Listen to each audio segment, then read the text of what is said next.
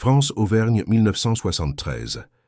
La maison sentait la mort avant même qu'Élodie n'en franchisse le seuil. Ce n'était pas une odeur de cadavre, non. C'était quelque chose de plus ancien, de plus patient. Une exhalaison sourde qui montait des pierres volcaniques, du bois noir des poutres, des ardoises grises qui pesaient sur la toiture comme un couvercle de cercueil.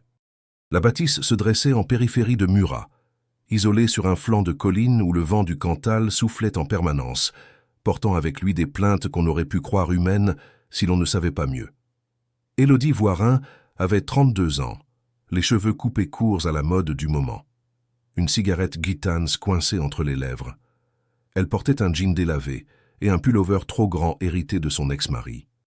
Divorcée depuis 8 mois, sans enfant, sans emploi stable, elle était revenue ici par nécessité plus que par choix. La maison familiale lui revenait de droit après la mort de sa grand-tante Marguerite, décédée en septembre dans un hospice de Clermont-Ferrand sans avoir jamais remis les pieds ici depuis 1944. Presque 30 ans d'abandon, le trajet depuis Paris avait été long. 8 heures de route à travers la France profonde, à regarder défiler les paysages qui devenaient de plus en plus sauvages à mesure qu'elle approchait du Massif central. Les derniers kilomètres avaient été les plus difficiles. Les routes sinueuses du Cantal, bordées de murets de pierres sèches et d'arbres décharnés, semblèrent vouloir la décourager de continuer. Plus d'une fois, elle avait eu envie de faire demi-tour, de retourner à Paris, de vendre la maison sans même la voir. Mais elle ne pouvait pas. Elle n'avait nulle part où aller. L'avocat qui l'avait représentée lors du divorce lui avait tout pris. Enfin, pas l'avocat. Son ex-mari plutôt. Jean-Marc, avec son sourire charmeur et ses promesses creuses. Il avait gardé l'appartement du Marais, la voiture, les meubles. Élodie était partie avec une valise et des dettes. Cette maison était tout ce qui lui restait. Elle poussa la porte d'entrée, dont les gonds grincèrent comme un animal blessé. L'intérieur était pire que ce qu'elle avait imaginé. Des meubles couverts de draps jaunis, un papier peint à fleurs qui se décollait par plaques entières, des toiles d'araignée si épaisses qu'elles formaient des voiles gris tendus entre les poutres. Et partout cette odeur, moisie, cire froide, quelque chose d'autre aussi, plus ténu, presque métallique. Le notaire lui avait dit que la maison était « dans son jus », un euphémisme. Elle traversa le vestibule, ses pas résonnant sur les tommettes rouges fissurées. Les volets étaient fermés, ne laissant filtrer qu'une lumière blafarde qui découpait des lames grises dans la poussière en suspension. À sa gauche, le salon avec sa cheminée monumentale en pierre de Volvic. À sa droite, la cuisine aux faïences bleues écaillées, et devant elle, l'escalier de chêne massif qui montait vers l'étage. Les marches craquaient sous son poids, chacune émettant une plainte différente, comme si la maison elle-même protestait contre cette intrusion. Élodie s'arrêta à mi-chemin, posant sa main sur la rampe poussiéreuse. Quelque chose dans cette ascension lui semblait familier, comme un écho lointain d'un cauchemar oublié. Elle se souvenait maintenant. Cet escalier. Elle l'avait monté, enfant, et à mi-hauteur, exactement là où elle se tenait, elle s'était arrêtée. Quelque chose l'avait fait se retourner. Une sensation, une présence derrière elle. Mais il n'y avait personne. Élodie alluma une cigarette. Ses mains tremblaient légèrement. Elle n'était pas revenue ici depuis l'âge de 7 ans.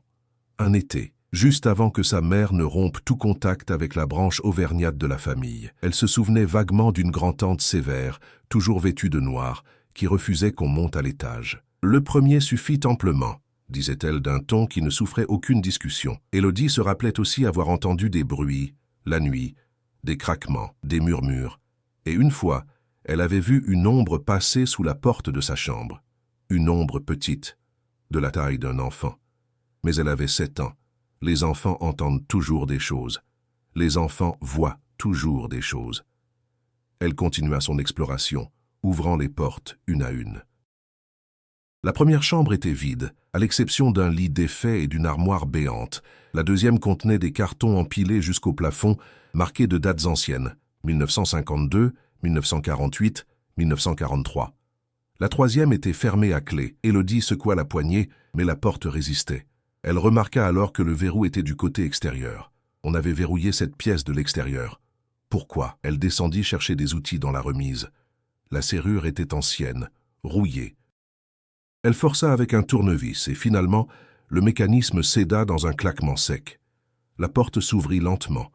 À l'intérieur, rien. Une chambre vide. 4 murs nus.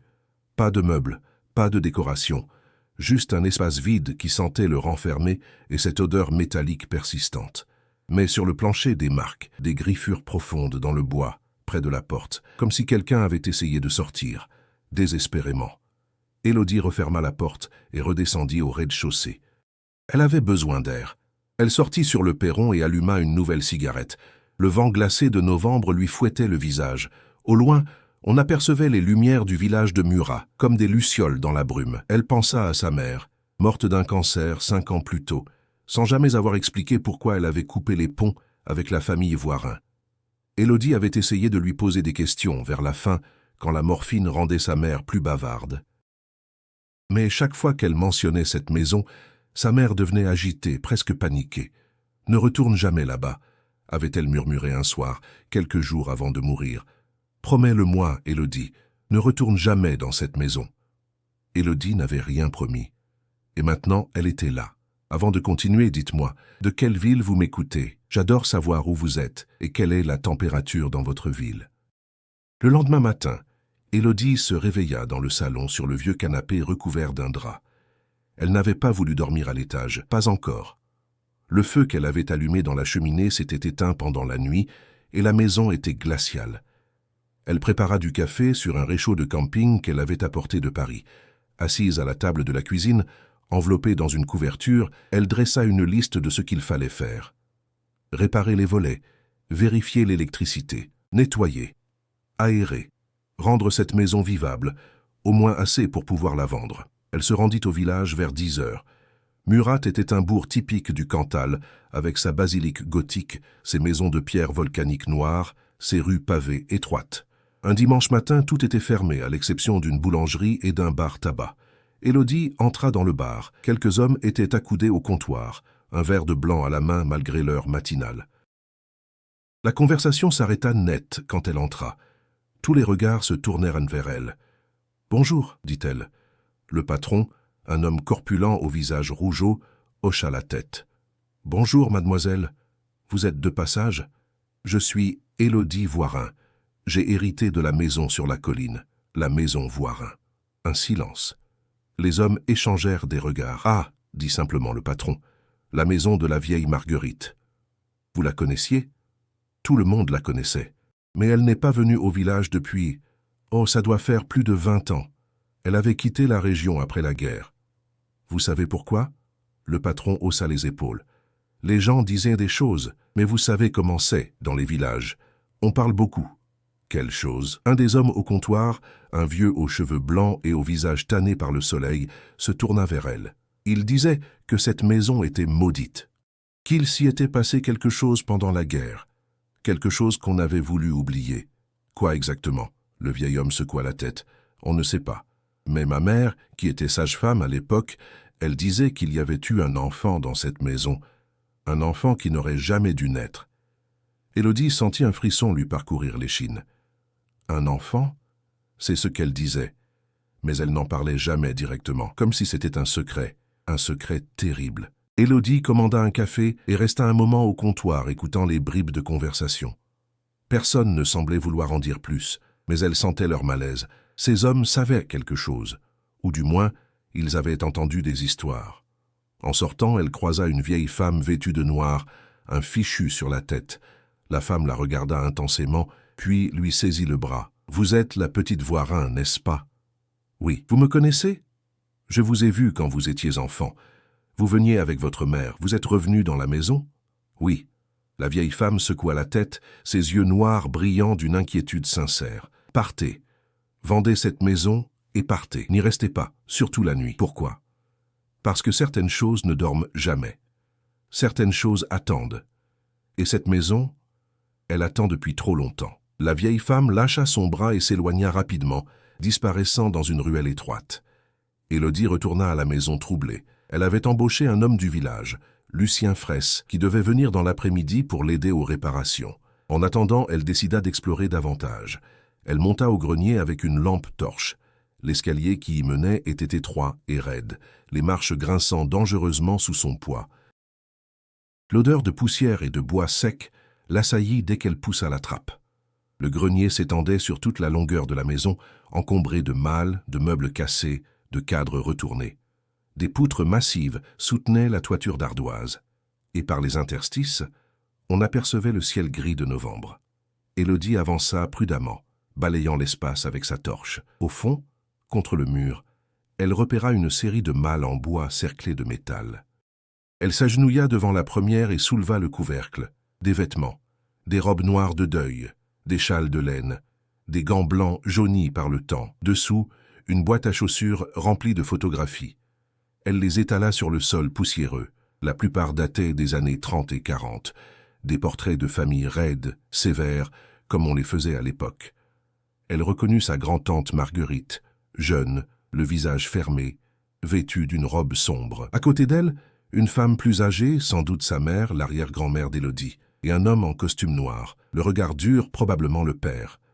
Il y avait aussi des photos de la maison, prises à différentes époques. Dans les années 20, elle avait l'air prospère, entretenue. Dans les années 40, elle semblait déjà abandonnée, les volets fermés, le jardin envahi par les mauvaises herbes.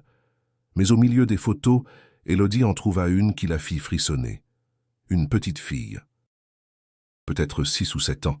Assise sur une chaise, les mains posées sagement sur les genoux. Elle portait une robe blanche, des souliers vernis, un ruban dans les cheveux. Son visage était pâle, presque translucide. Mais ce qui glaçait le sang, c'était ses yeux. Ils étaient trop grands, trop sombres. Et il ne regardait pas l'objectif. Il fixait quelque chose hors cadre, sur le côté, quelque chose qu'on ne pouvait pas voir. Au dos de la photo, quelques mots griffonnés d'une main tremblante. Céline, mars 1942. Avant. Avant quoi? Élodie retourna toutes les photos, cherchant d'autres mentions de Céline. Elle en trouva 2 autres. Une où Céline était debout dans le jardin, toujours avec ce regard absent, fixant quelque chose hors cadre. Et une autre, plus troublante encore, où Céline était à la fenêtre de l'étage, le visage collé à la vitre, les mains posées à plat contre le verre. Comme si elle voulait sortir, ou comme si elle était prisonnière. Élodie fouilla davantage et trouva d'autres documents, des lettres, des factures. Un certificat de baptême au nom de Céline Voirin, née le 14 janvier 1936, à Murat. Fille de Marguerite? Non, impossible. Marguerite n'avait que 10 ans en 1936. Sœur alors. Elle continua à chercher et tomba sur une enveloppe jaunie, cachetée à la cire. Elle la décacheta délicatement. À l'intérieur, une lettre manuscrite datée du 3 octobre 1943. Ma sœur, je t'écris ceci en sachant que tu ne me répondras probablement jamais. Ce que nous avons fait est impardonnable aux yeux de Dieu et des hommes. Mais tu sais comme moi qu'il n'y avait pas d'autre choix. Céline n'était plus Céline depuis des mois. Ce que tu as vu dans ses yeux, je l'ai vu aussi. Ce n'était plus notre sœur, c'était autre chose.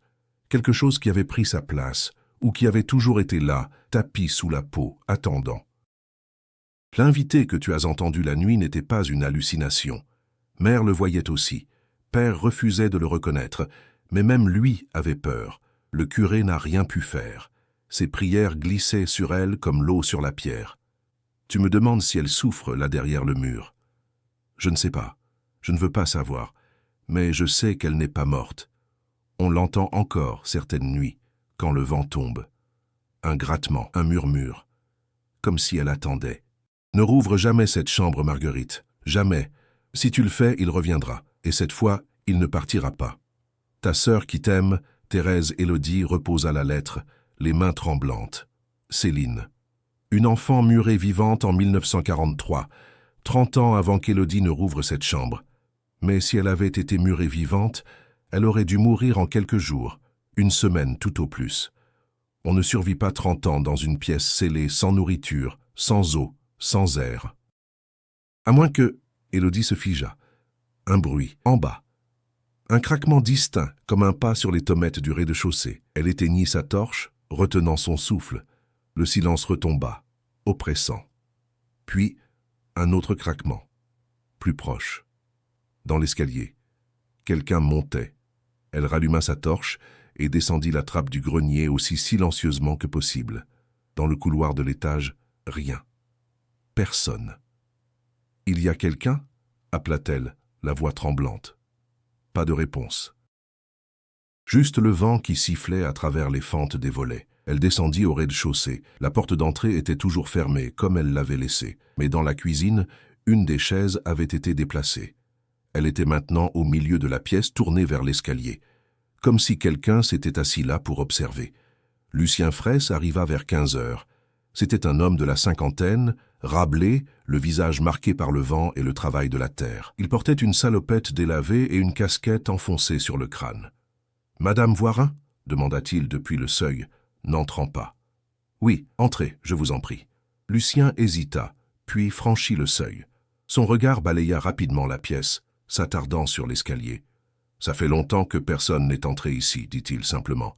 30 ans, d'après le notaire. Plus que ça. Votre grand-tante est partie en 44, mais elle avait déjà fermé la maison en 43. Vous savez pourquoi. » Lucien posa sa caisse à outils par terre. Il ne répondait pas, mais Élodie voyait qu'il savait quelque chose. « Ma grand-mère travaillait ici, finit-il par dire. Dans les années 40, elle faisait le ménage, la cuisine. Elle ne parlait jamais de cette époque. Mais une fois, quand j'étais gamin, je l'ai entendu dire à ma mère qu'il y avait eu un drame dans cette maison. Un drame qu'on avait étouffé. Quel genre de drame? Elle n'a jamais voulu le dire complètement. Mais elle a refusé de remettre les pieds ici après septembre 1943. Elle disait que la maison était marquée, qu'on y avait fait quelque chose de terrible.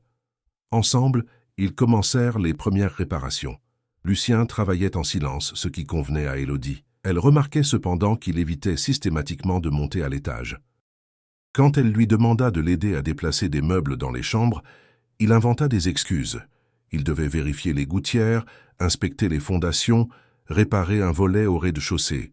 « Vous avez peur de quelque chose là-haut » finit-elle par lui demander. Lucien s'arrêta, sa masse suspendue en l'air. « Ma grand-mère m'a dit de ne jamais y monter. Elle m'a fait jurer. » « Pourquoi ?»« Parce qu'il y a des choses qu'on ne devrait pas réveiller. » Ils travaillèrent jusqu'à la tombée de la nuit. Lucien partit rapidement, presque soulagé de quitter la maison. Avant de monter dans sa camionnette, il se retourna vers Élodie. « Si vous entendez des bruits cette nuit, n'allez pas voir. Restez dans votre chambre et ne répondez pas si on vous appelle. Pourquoi? Parce que ce n'est jamais qui vous croyez. » C'est en fin d'après-midi du 3e jour, alors que novembre jetait déjà ses ombres longues sur la colline, que Lucien frappa contre un mur du couloir de l'étage. « Ça sonne creux, » dit-il simplement. Élodie s'approcha. Le mur en question séparait la chambre principale d'une pièce qu'elle avait cru être un débarras exigu. Mais en mesurant mentalement les proportions, quelque chose clochait. La pièce était trop petite. Il manquait au moins 2 mètres. Lucien passa la main sur le plâtre écaillé. « Il y a un courant d'air, vous sentez ?» Elle s'approcha davantage. Effectivement. Un mince filet d'air glacé s'échappait d'une fissure dans le mur, près du plafond. Un air qui sentait le renfermer, la poussière accumulée, et cette odeur métallique qu'elle avait remarquée dès son arrivée, mais plus concentrée, presque suffocante. « On pourrait ouvrir » proposa Lucien, bien qu'il semblait réticent. « Voir ce qu'il y a derrière. » Élodie hésita. Une partie d'elle voulait laisser ce mur tranquille, finir les travaux, vendre la maison et repartir. Mais une autre partie, plus insistante, plus curieuse, voulait savoir, devait savoir. « D'accord, on ouvre. » Lucien revint le lendemain avec une masse et un pied de biche. Avant de commencer, il hésita longuement, la masse à la main. « Vous êtes sûr? »« Oui. » Ma grand-mère disait qu'il y avait une raison si on avait muré cette chambre, une raison qu'on devait respecter. Je veux savoir. C'est Lucien hocha la tête et frappa. Le plâtre céda facilement, trop facilement, révélant des briques noircies par l'humidité. Derrière, un espace vide. Un espace qui exhalait un froid intense, presque contre nature. Élodie braqua sa lampe torche dans l'ouverture. Ce qu'elle vit la figea sur place. Une chambre, petite, pas plus de 10 mètres carrés. Un lit étroit contre le mur du fond, avec des draps fanés jadis blancs, maintenant jaunis et rigides.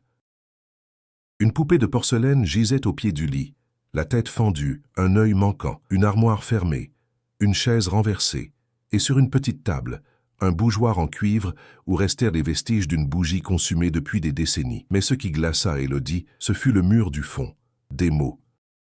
Des centaines de mots griffonnés directement sur le plâtre blanc, en lettres inégales, nerveuses, qui se chevauchaient par endroits comme si plusieurs mains avaient écrit simultanément, ou comme si la même main avait écrit encore et encore, obsessionnellement, pendant des jours, des mois, des années.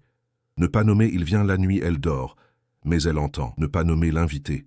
Personne ne doit savoir. Il attend, il attend, il attend. Lucien recula d'un pas, le visage livide. Bon sang, et qu'est-ce que... Élodie enjamba les gravats et entra dans la pièce. L'air y était dense, presque solide, chargé d'une présence invisible mais indéniable. La température avait chuté brutalement. Elle voyait sa propre respiration se condenser en petits nuages blancs. Elle s'approcha de l'armoire, posa la main sur la poignée de cuivre froid. Elle hésita. Quelque chose en elle lui disait de ne pas ouvrir, de sortir de cette pièce, de refermer le mur et d'oublier ce qu'elle avait vu. Mais elle ouvrit quand même.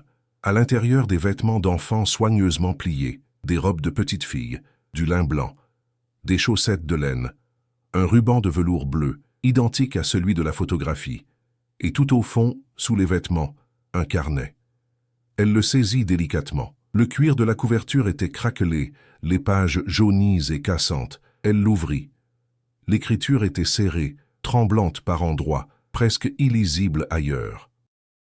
L'écriture d'une adolescente terrorisée. 12 mars 1943. L'enfant ne parle toujours pas. Mère dit qu'elle ne parlera jamais. Elle dit que ce n'est pas une vraie enfant, que c'est autre chose. Père refuse d'en parler. Il monte des provisions la nuit quand il pense que je dors. Mais je l'entends. Je l'entends monter l'escalier avec son plateau, et j'entends l'enfant derrière la porte. Elle ne fait aucun bruit. Aucun. C'est ça le plus terrible. Le silence absolu. Personne au village ne doit savoir. 3 avril 1943. Elle grandit trop vite. En 2 semaines, elle a pris plusieurs centimètres. Ses vêtements ne lui vont déjà plus. Ses yeux ne sont pas d'un enfant. Quand elle me regarde, j'ai l'impression qu'elle voit à travers moi, qu'elle voit tout ce que je suis, tout ce que j'ai fait, toutes mes pensées. Mère a fait venir le curé. Il est monté dans la chambre. Il est resté 15 minutes. Quand il est redescendu, il était blanc comme un linge. Il est reparti sans rien dire, sans même nous bénir. Le lendemain, Mère a trouvé son chapelet sur le perron, cassé, les grains éparpillés. 29 juin 1943. L'invité est venu cette nuit encore. J'ai entendu des murmures dans la chambre, 2 voix, une d'enfant, une autre, grave, profonde, qui ne devrait pas exister. Quand j'ai collé mon oreille contre la porte, le silence s'est fait instantanément, comme s'il savait que j'écoutais. Puis j'ai entendu un rire, pas celui de l'enfant. Quelque chose d'autre, quelque chose d'ancien. J'ai couru dans ma chambre et je me suis caché sous les couvertures comme une fillette. J'ai prié toute la nuit. Élodie tourna les pages, le cœur battant. L'écriture devenait de plus en plus désordonnée, de plus en plus frénétique. 14 septembre 1943. Père a décidé. On muraille la chambre demain. On ne peut plus continuer ainsi. Elle n'est plus ce qu'elle était, ou peut-être ne l'a-t-elle jamais été. Peut-être que cette chose était déjà là quand Mère l'a mise au monde, cachée derrière un visage d'enfant. L'invité ne partira pas tant qu'elle respire.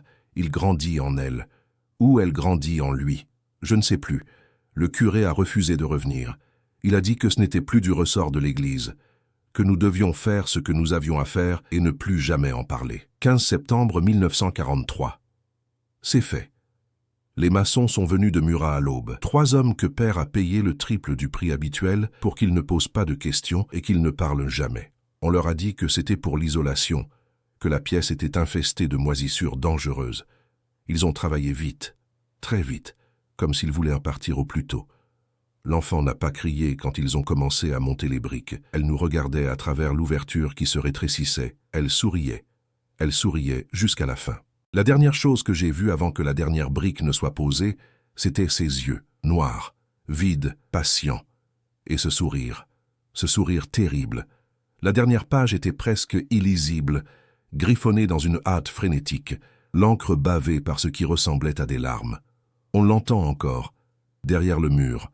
Elle gratte, elle chuchote, des mots que je ne comprends pas, une langue que je n'ai jamais entendue. L'invité n'est pas parti, il attend quelqu'un. Il attend qu'on rouvre. Ne rouvrez jamais cette chambre, jamais. Élodie referma le carnet, les mains tremblantes. Derrière elle, Lucien était appuyé contre le mur du couloir, le visage dans les mains. On referme, dit-il d'une voix blanche. On referme et on oublie. Mais Élodie savait qu'il était déjà trop tard. Quelque chose avait été libéré quand ils avaient abattu ce mur. quelque chose qui attendait depuis 30 ans dans l'obscurité silencieuse de cette chambre scellée. Et maintenant, elle pouvait le sentir, une présence, pas dans la pièce murée, mais derrière elle. Elle se retourna lentement. Le couloir était vide, mais à l'autre bout, la porte de la chambre verrouillée, celle aux griffures dans le plancher, s'ouvrit lentement, toute seule. Élodie ne dormit pas cette nuit-là. Elle était restée dans la cuisine, assise à la vieille table de bois marquée par des décennies de couteaux et de repas silencieux, le carnet ouvert devant elle, une bouteille de vin rouge entamée à moitié. La lumière crue de l'ampoule unique jetait des ombres dures sur les murs. Dehors, le vent du Cantal hurlait contre les volets, faisant trembler les vitres dans leur cadre de bois gonflé par l'humidité. Elle avait relu chaque page du carnet 3 fois, 4 fois, 5 fois, cherchant un sens, une logique, une explication qui ne viendrait pas. Qui avait écrit ces lignes? Sa grand-tante Marguerite, probablement. Elle aurait eu 17 ans en 1943. L'écriture correspondait à celle d'une adolescente, nerveuse, éduquée mais terrorisée. Mais l'enfant dont elle parlait, qui était-elle? Céline, d'après le certificat de baptême. Céline Voirin, née en 1936. La petite sœur de Marguerite, donc. Mais pourquoi l'avoir murée vivante? Quel enfant pouvait être si terrible qu'on décide de le condamner ainsi? Et cet invité dont parlait le carnet, qui était-il? Ou plutôt, qu'était-il? Élodie se leva, alluma une nouvelle cigarette et monta à l'étage. Le couloir était plongé dans la pénombre. Elle braqua sa lampe torche vers l'ouverture béante du mur. La chambre murée était toujours là, intacte, figée dans son secret. Elle n'osait pas y entrer de nouveau, pas la nuit. Mais elle devait comprendre. Au lieu de retourner au grenier, elle décida d'explorer les cartons empilés dans la deuxième chambre. Elle en ouvrit un, marqué 1943. À l'intérieur, des documents administratifs, des factures, des lettres et un registre médical. Elle l'ouvrit. C'était un carnet de santé tenu par un médecin du village, le docteur Fontaine. Il y avait des entrées concernant toute la famille Voirin. Elle feuilleta jusqu'à trouver les pages concernant Céline. Castle, janvier 1936. Naissance, accouchement difficile. Mère épuisée. Enfant ne pleure pas. Réflexes normaux, mais comportement inhabituel. Surveillance recommandée. 3 février 1936. Première visite. Enfant ne réagit pas aux stimuli habituels. Ne suit pas du regard, ne sourit pas. Yeux inhabituellement sombres, aucun pleur. Recommande consultation spécialisée. 15 mars 1936. Deuxième visite. Enfant a grandi anormalement vite. Trop vite. Parents inquiets. L'enfant les regarde, semble les reconnaître trop bien. Comportement déconcertant. Ne sait quoi recommander. Les entrées se poursuivaient, de plus en plus troublantes. 7 août 1938. L'enfant a maintenant 2 ans et demi. Elle ne parle toujours pas, mais elle observe, constamment, comme si elle étudiait. Les parents rapportent qu'elle ne dort jamais. Ils l'ont observée plusieurs nuits. Elle reste immobile dans son lit, les yeux ouverts, regardant le plafond, toute la nuit, sans cligner des yeux. 12 novembre 1940. Appelée en urgence. La mère affirme avoir vu quelque chose dans la chambre de l'enfant. Une ombre, une présence. L'enfant souriait. Pour la première fois, j'ai examiné l'enfant. Physiquement, elle est en parfaite santé. Mais ses yeux, je n'ai jamais vu des yeux pareils, comme si quelque chose regardait à travers elle, comme si l'enfant n'était qu'un masque. 2 janvier 1942. Dernière visite. Les parents ont décidé d'enfermer l'enfant dans sa chambre. Ils ne veulent plus que je vienne, ils ont peur. Moi aussi. Je ne reviendrai pas. Élodie referma le registre, glacée jusqu'aux os. Elle chercha d'autres documents et trouva une dernière lettre, datée de 1944, adressée à Marguerite. « Ma chère Marguerite, j'espère que tu te portes bien malgré les horreurs de cette guerre. Je t'écris pour te dire que j'ai décidé de quitter définitivement la maison. Je ne peux plus y vivre. Même après ce que nous avons fait, je l'entends encore. La nuit. Derrière le mur.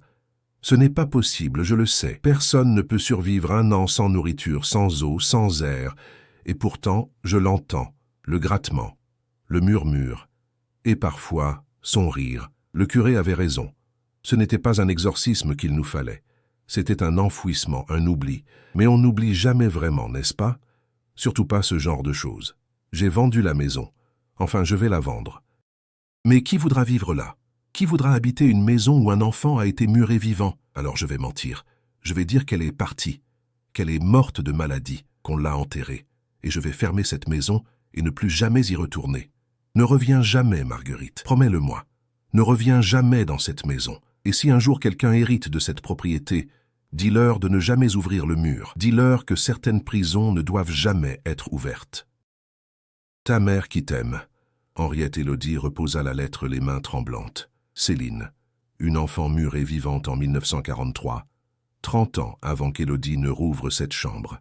Mais si elle avait été murée vivante, elle aurait dû mourir en quelques jours, une semaine tout au plus.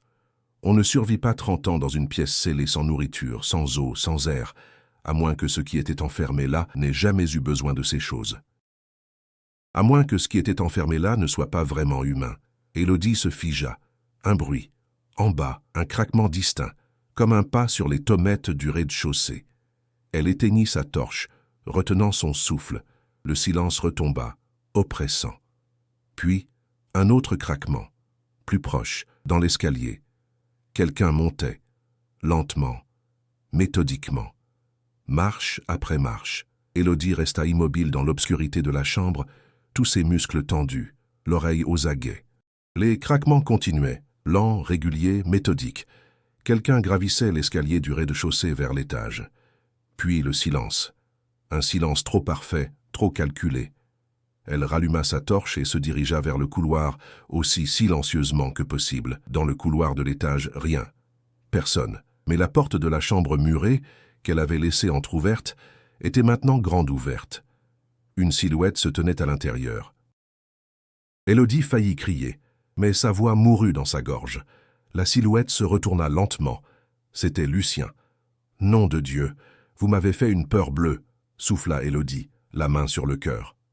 Lucien ne répondit pas immédiatement. Il la regardait avec une expression étrange, comme s'il ne la reconnaissait pas, comme s'il voyait à travers elle. Puis il cligna des yeux et secoua la tête, comme quelqu'un qui se réveille d'un rêve. « Pardon, Madame Voirin, je suis repassé. J'avais oublié mes outils. J'ai vu de la lumière. À 7 heures. » Élodie consulta sa montre. 3 heures du matin. Je ne dormais pas. Cette maison, elle me rappelle des choses que ma grand-mère m'a racontées. Quelles choses? Lucien hésita. Il passa une main calleuse sur son visage fatigué, visiblement troublé. Ma grand-mère travaillait ici, dans les années 40. Elle faisait le ménage, la cuisine, s'occupait de la famille. Elle ne parlait jamais de cette époque, jamais. Mais une fois, quand j'étais gamin, je l'ai entendu dire à ma mère qu'il y avait eu un drame dans cette maison. Un drame qu'on avait étouffé, un secret terrible. Quel genre de drame? Elle n'a jamais voulu le dire complètement, mais elle a refusé de remettre les pieds ici après 1943. Elle disait que la maison était marquée, que quelque chose de mal y avait été fait, quelque chose d'impardonnable. Ils redescendirent ensemble au rez-de-chaussée. Élodie prépara du café sur l'antique cuisinière à bois qu'elle avait réussi à rallumer. Lucien s'assit lourdement sur une chaise, le regard dans le vague, les mains tremblantes. Ma grand-mère disait qu'il y avait une enfant dans cette maison. Une enfant que personne ne voyait jamais. La famille prétendait qu'elle était malade, qu'elle ne pouvait pas sortir de sa chambre, que la lumière du jour lui faisait mal. Mais ma grand-mère savait que c'était un mensonge. Pourquoi? Parce qu'elle l'a vue, une fois, par accident. Elle montait du linge propre et la porte de la chambre était entr'ouverte, ce qui n'arrivait jamais. L'enfant était assise sur son lit, parfaitement immobile, les yeux ouverts, fixant le mur. Ma grand-mère lui a parlé, lui a dit bonjour, mais l'enfant n'a pas réagi. Elle n'a pas tourné la tête. Elle n'a pas cligné des yeux.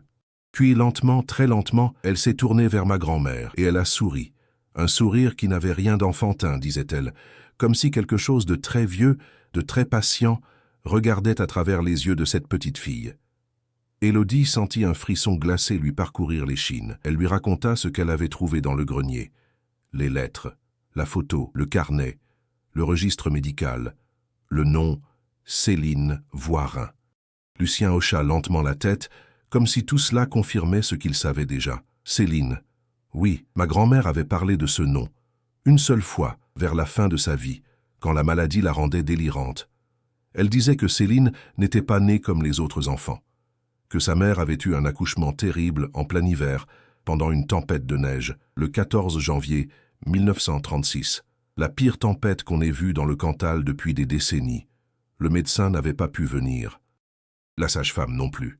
Juste la mère seule dans cette maison avec ses cris qui résonnaient dans la nuit.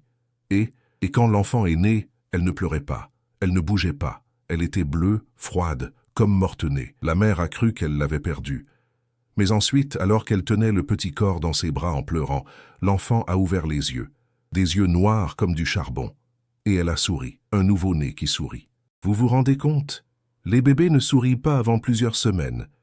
Mais celle-là souriait, comme si elle savait quelque chose, comme si elle avait attendu ce moment. Le silence retomba, pesant.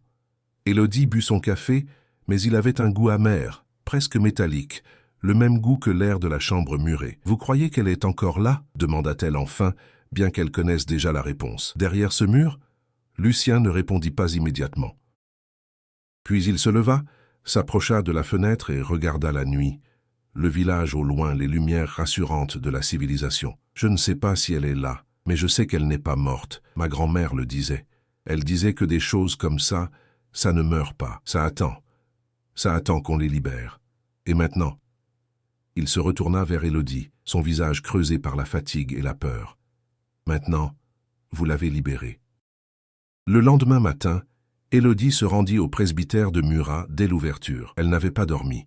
Elle ne pouvait plus rester dans cette maison sans comprendre, sans savoir ce qu'elle affrontait. Le curé, un homme d'une 60aine d'années au visage doux mais marqué par les années, l'a reçue dans son bureau encombré de livres et de registres paroissiaux. Une odeur d'encens et de vieux papiers flottait dans l'air. « Vous cherchez des informations sur votre famille ?» demanda-t-il en chaussant ses lunettes. « Sur une enfant, Céline Voirin, née en 1936. » Le curé fronça les sourcils. Son visage se ferma légèrement. « Voirin, oui, je me souviens de ce nom. Mon prédécesseur, le père Benoît, laissait parfois des notes dans les marges des registres. Attendez. » Il se leva et farfouilla dans une armoire en bois sombre, en sortit un registre poussiéreux qu'il ouvrit sur le bureau avec précaution. Voilà. Céline Voirin, baptisée le 3 février 1936. Mais il s'interrompit, le doigt sur la page, son visage devenant grave. Mais quoi? Il y a une mention, ici, en marge. Il approcha le registre de la lampe. C'est écrit en latin, non sanctificata, non sanctifié. Qu'est-ce que ça signifie exactement? Le curé retira ses lunettes, mal à l'aise. Il se leva, marcha vers la fenêtre, comme s'il cherchait ses mots. Cela signifie que le baptême n'a pas pris, que l'enfant n'a pas été accepté dans la grâce de Dieu, que le sacrement n'a eu aucun effet. Comment est-ce possible? Ça ne l'est pas. Normalement, le baptême est un sacrement absolu. Il ne peut pas échouer, sauf si il hésita longuement. Sauf si quoi? Le curé se retourna vers elle, son visage portant le poids d'un savoir qu'il aurait préféré ne pas avoir. Sauf si ce qu'on baptise n'est pas une âme humaine. Sauf si ce qu'on baptise est déjà habité par quelque chose d'autre. Quelque chose qui rejette la grâce divine. Élodie sentit sa gorge se serrer. Dans mon ordination, on nous enseigne que le mal existe sous de nombreuses formes, continua le curé. Certaines sont évidentes, les possessions démoniaques, les manifestations violentes. Mais d'autres sont plus subtiles, plus patientes. Il arrive que le mal s'incarne non pas en tant que démon hurlant et destructeur, mais en tant que silence. En tant qu'acte dans mon ordination, on nous enseigne que le mal existe sous de nombreuses formes, continua le curé. Certaines sont évidentes, les possessions démoniaques, les manifestations violentes, mais d'autres sont plus subtiles, plus patientes. Il arrive que le mal s'incarne non pas en tant que démon hurlant et destructeur, mais en tant que silence, en tant qu'attente, en tant qu'enfant qui ne devrait pas être. Élodie sentit sa gorge se serrer. Et que fait-on dans ces cas-là? On prie, on scelle et on oublie. Le curé se rassit, joignant ses mains devant lui, les jointures blanches tant il serrait fort. Je dois vous dire quelque chose d'autre. Mon prédécesseur, le père Benoît, était le curé de cette paroisse pendant la guerre. Il a laissé des notes qu'on ne montre jamais aux paroissiens, des cas troublants, des choses que l'Église préfère garder secrètes. Il se leva de nouveau, ouvrit un tiroir fermé à clé dans son bureau, et en sortit un cahier noir à la couverture de cuir usé. Il y a plusieurs entrées concernant votre famille. daté de 1943. Il posa le cahier devant Élodie avec une certaine réticence, comme s'il manipulait quelque chose de dangereux. Elle lut « 8 juin 1943 », appelé à la maison Voirin par Madame Henriette Voirin. La mère, désespérée, m'a supplié de bénir l'enfant, la petite Céline, 7 ans maintenant.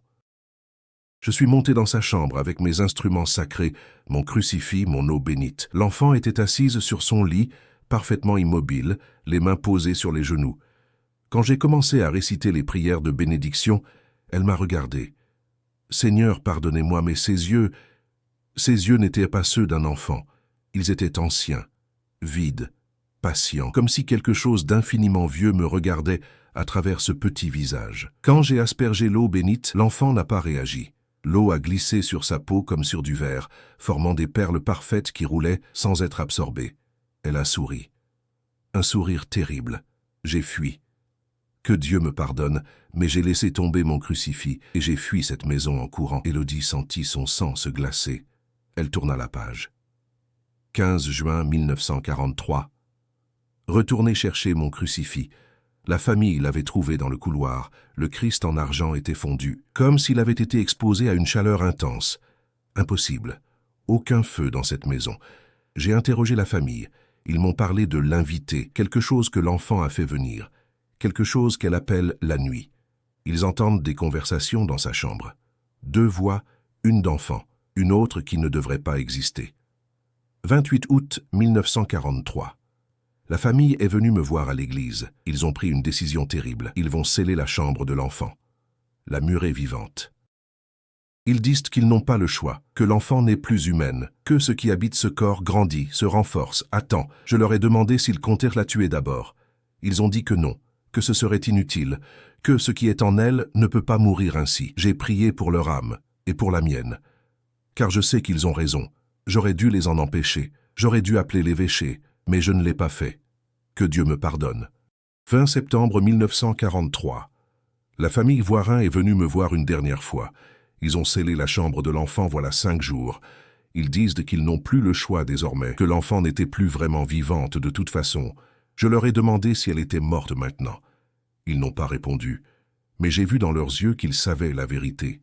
Ce qui est derrière ce mur n'a pas besoin d'air, n'a pas besoin de nourriture, n'a besoin que d'être invité à sortir.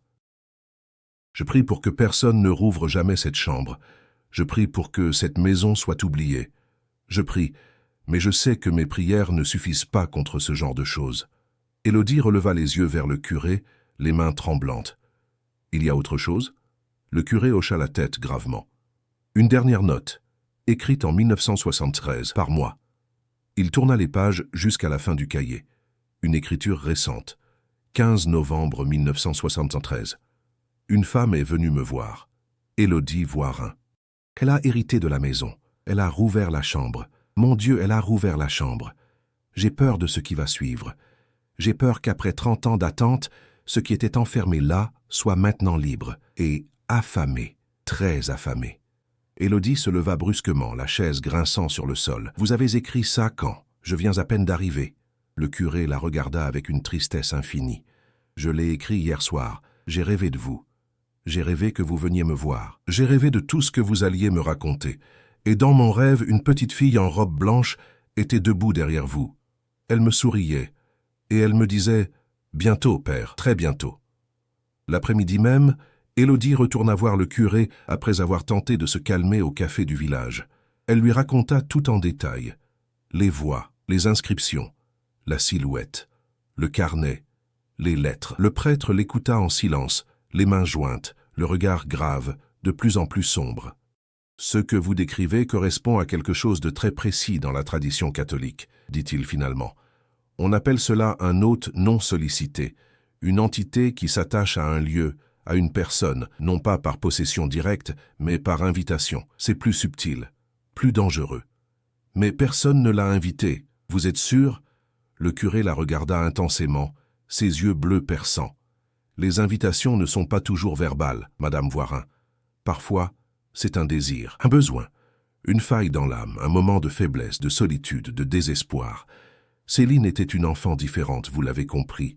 Une enfant qui, peut-être dès sa naissance, avait une faille, une ouverture, Et quelque chose s'y est engouffré, quelque chose d'ancien qui attendait depuis longtemps une porte. Et maintenant, cette porte est grande ouverte, et l'invité attend. Qu'est-ce qu'il veut? Le curé se leva, s'approcha de la fenêtre donnant sur le cimetière adjacent. Dehors, la pluie commençait à tomber, fine et glacée, transformant les pierres tombales en silhouettes floues. Il veut ce que toutes ces entités veulent, un ancrage, une présence dans notre monde, une vie à habiter, à consumer, à remplacer. Céline lui a servi de pont pendant des années, mais elle aurait été enfermée en 1943. 30 ans. 30 ans d'attente dans l'obscurité. Il a faim. Une faim terrible. Et vous avez rouvert la chambre. Élodie sentit sa gorge se serrer, ses jambes trembler. Je peux refermer. Je peux sceller de nouveau, murer à nouveau. Le curé secoua lentement la tête, son reflet fantomatique dans la vitre embuée. Il est trop tard. Vous l'avez libérée, et avec elle, lui. Le sceau est brisé, la prison est ouverte. Murer à nouveau ne servirait à rien maintenant. Alors que puis-je faire? Le curé se tourna vers elle, son visage marqué par une profonde tristesse et quelque chose d'autre, de la peur. Priez, résistez, ne l'invitez jamais consciemment. Tant que vous ne prononcez pas les mots, tant que vous ne l'acceptez pas de votre plein gré, il ne peut pas entrer complètement en vous. Il peut vous tourmenter, vous terroriser, vous hanter. Mais il ne peut pas vous posséder complètement sans votre consentement. Et si je pars, si je quitte cette maison et ne reviens jamais, vous pouvez essayer. Le curé posa une main sur son épaule, un geste paternel mais empreint de désespoir. Mais je crains que ce soit trop tard. Vous êtes liés maintenant. Par le sang, par le nom, par la maison. Vous êtes une Voirin. C'est votre maison. C'est votre héritage. Et maintenant, c'est votre fardeau. Il doit y avoir un moyen, un exorcisme, quelque chose. Le curé secoua la tête. Un exorcisme fonctionne sur les possédés. Mais ce qui est dans cette maison n'est pas un simple démon, c'est quelque chose de plus ancien, quelque chose qui existait avant même que nous ayons des noms pour de telles choses. L'Église a ses limites, Madame Voirin, et vous avez franchi l'une d'elles. Cette nuit-là, Élodie décida de ne pas dormir dans la maison. Elle avait réservé une chambre à l'hôtel du village, une petite chambre simple mais propre, avec des murs épais et des verrous solides. Mais en quittant la bâtisse, alors qu'elle refermait la porte d'entrée à clé, elle entendit de nouveau cette voix. « Élodie, ne pars pas !» Elle se figea sur le perron, la clé encore dans la serrure. « Élodie, pourquoi tu pars? Tu viens juste d'arriver. » La voix venait de l'étage, cristalline, douce. Une voix d'enfant. « Il dit que tu dois rester. Il dit que tu lui appartiens, maintenant. Comme moi, on va être une famille. Une vraie famille. »« Je ne lui appartiens pas !» cria Élodie vers la maison obscure. Le silence, long, oppressant. Puis, plus doucement, presque tristement. « Alors pourquoi tu es revenu? Pourquoi tu as ouvert ma chambre? Pourquoi tu as lu mon histoire? Si ce n'est pas une invitation, qu'est-ce que c'est ?» Élodie monta dans sa voiture, les mains tremblant tellement qu'elle eut du mal à mettre la clé dans le contact. Elle démarra en trombe, les pneus crissant sur le gravier. Dans le rétroviseur, elle vit une silhouette à la fenêtre de l'étage. Petite, immobile. Une petite fille en robe blanche qui la regardait partir, la main levée comme pour un au revoir. Ou comme une promesse. Élodie passa 3 jours à l'hôtel. 3 jours à tourner en rond dans sa petite chambre, à boire trop de café, à fumer trop de cigarettes, à ne presque pas dormir.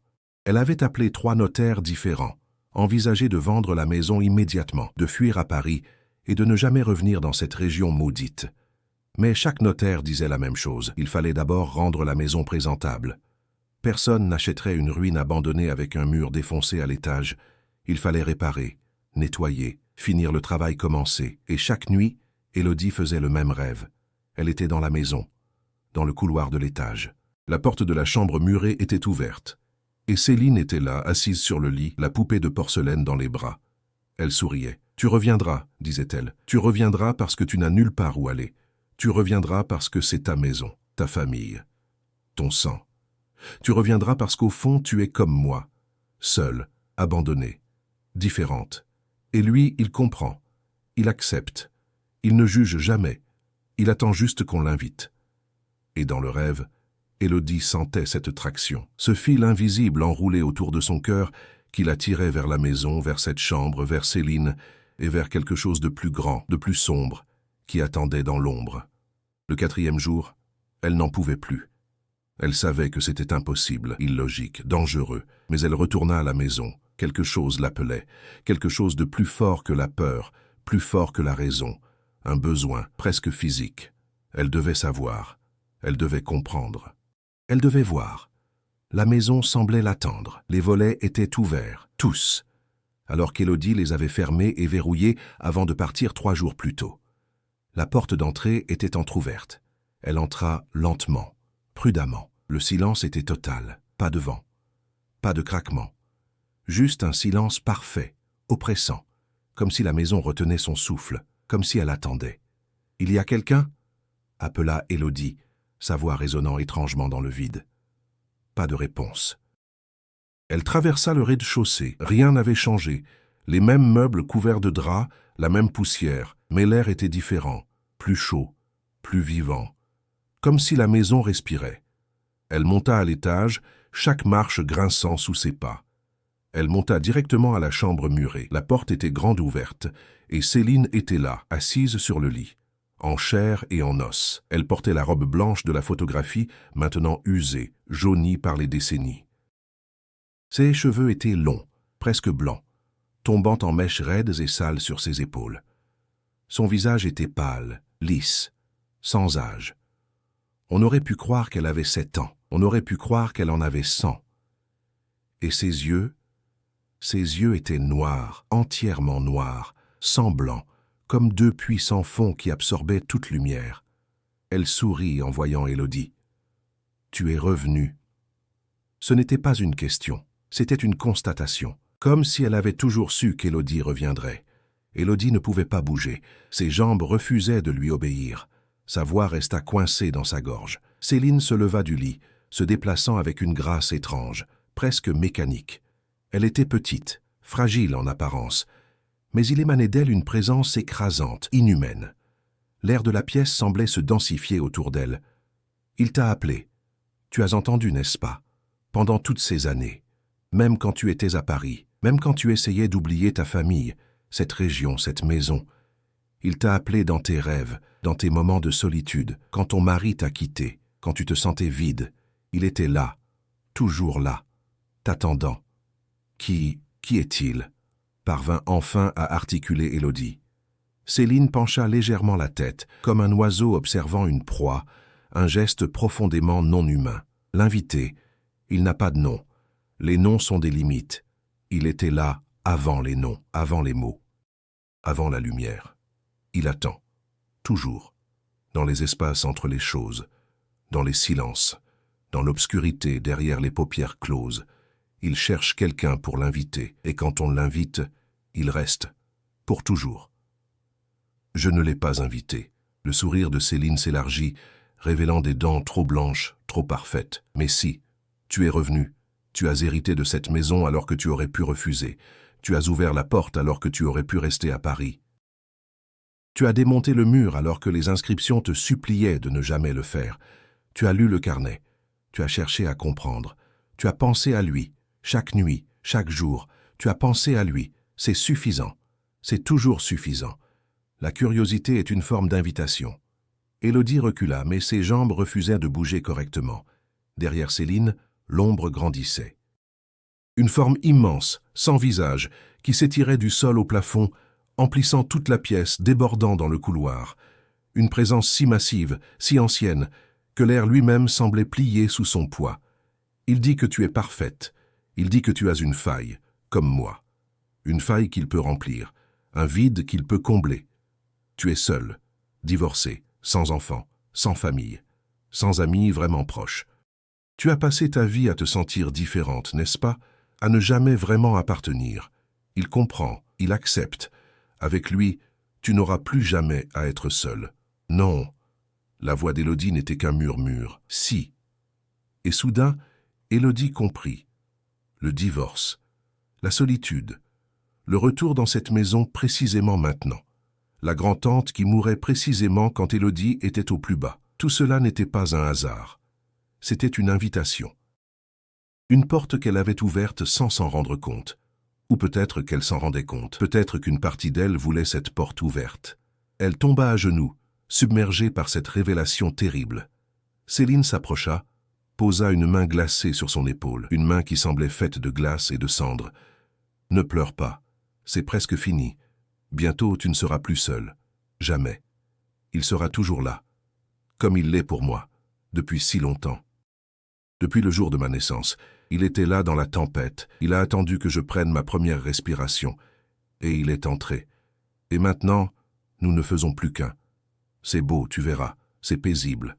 Plus de questions, plus de doutes, plus de peur.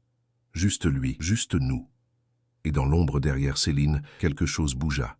Quelque chose de grand, de patient, de très ancien. Quelque chose qui n'avait pas de forme définie, mais qui était là, indubitablement là. Une présence si massive qu'elle courbait la réalité autour d'elle. Quelque chose qui attendait depuis toujours qu'on l'invite à entrer. Élodie leva les yeux. Les yeux noirs de Céline la fixaient. Et derrière, dans l'ombre, elle vit enfin l'invité. Non pas une forme, mais une absence. Un trou dans le monde. Un vide qui avait faim. Et ce vide lui tendait la main.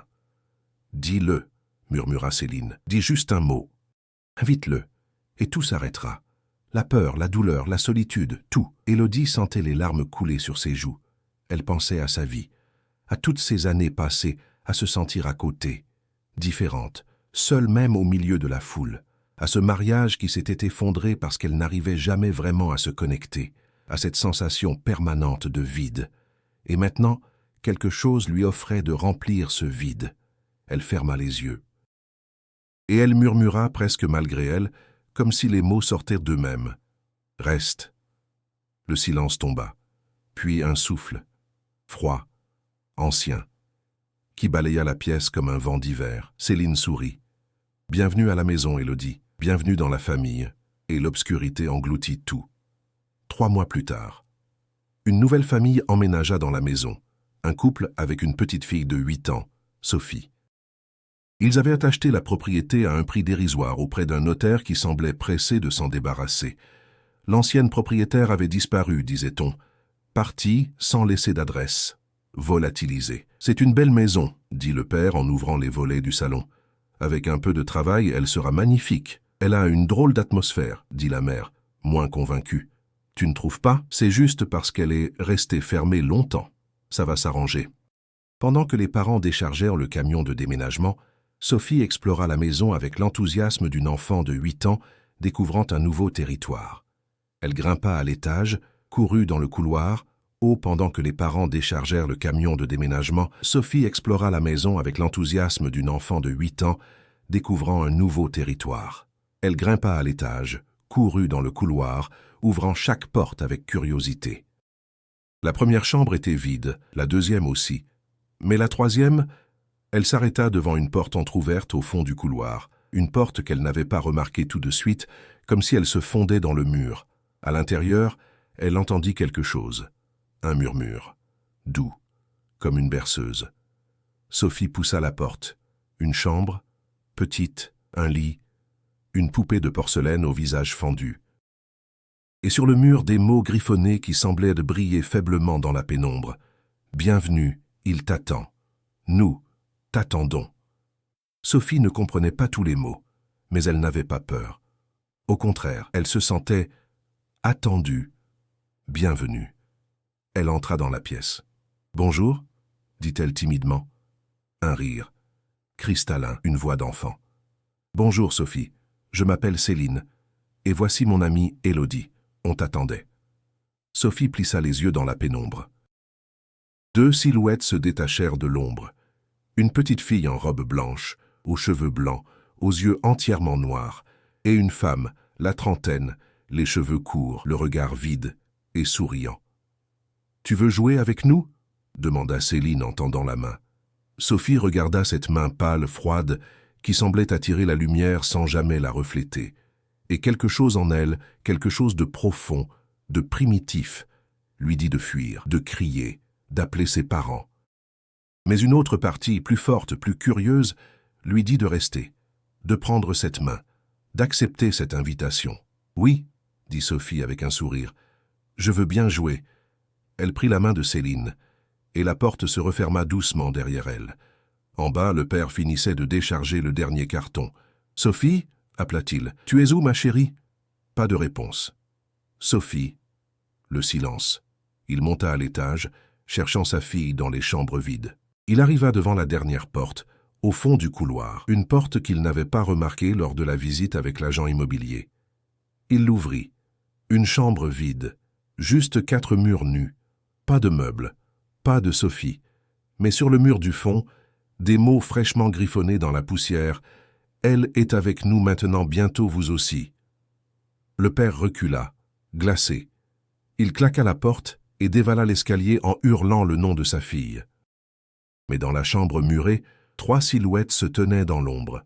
Une petite fille en robe blanche, une femme aux cheveux courts, et maintenant, une autre enfant. Sophie, qui souriait, parce qu'elle n'était plus seule, parce que l'invité était là et qu'il avait toujours faim. Toujours. Dans le village de Murat, on raconte encore cette histoire. La maison sur la colline, la maison Voirin, celle qu'on ne devrait jamais habiter, celle où les gens disparaissent. Celle où quelque chose attend, patiemment, éternellement, attendant qu'on l'invite. Et vous, cher auditeur, si un jour vous héritez d'une vieille maison, si un jour vous trouvez un mur qui sonne creux, si un jour vous découvrez une chambre scellée avec des inscriptions qui vous supplient de ne jamais l'ouvrir, n'ouvrez pas. Certaines portes ne sont pas faites pour être franchies. Certaines prisons ne sont pas faites pour être brisées. Et certaines invitations ne devraient jamais être acceptées parce que ce qui attend derrière attend depuis toujours. Et il a tout son temps. Fin.